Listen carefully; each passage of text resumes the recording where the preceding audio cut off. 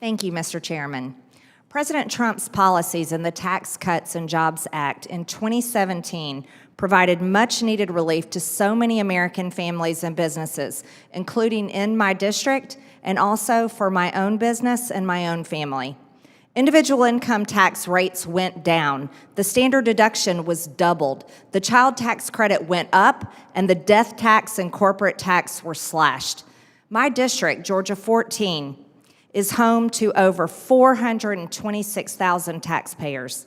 The average taxpayer in Georgia 14 would see a 25% tax hike if Trump's tax cuts expire.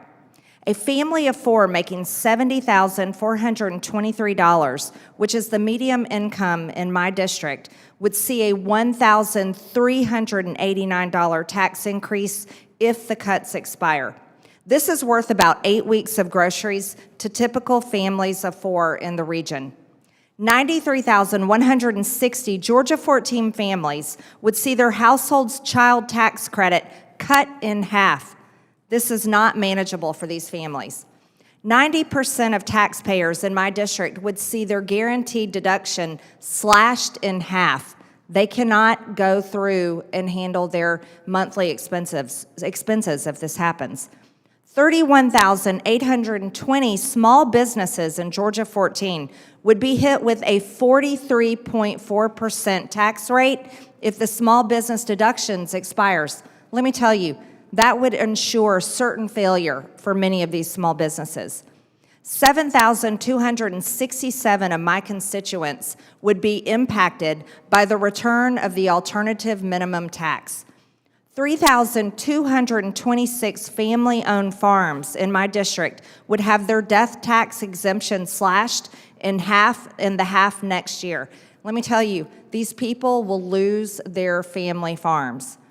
American businesses and individuals also deal with burdensome regulations simply to trade securities and invest for their families. For all these reasons, it is extremely important that we in Congress support Chairman Smith and support President Trump's plan to extend these crucial policies. We need to deliver a historic mandate for the American people, including by supporting President Trump's campaign promises of no tax on tips, no tax on Social Security, no tax on overtime, and tax credits for caregivers. Let me re-emphasize that. I traveled the country with President Trump for almost 4 solid years, and I went to many of his rallies, probably more than any member of Congress that I serve with. I stood with him in every single state, in every single city.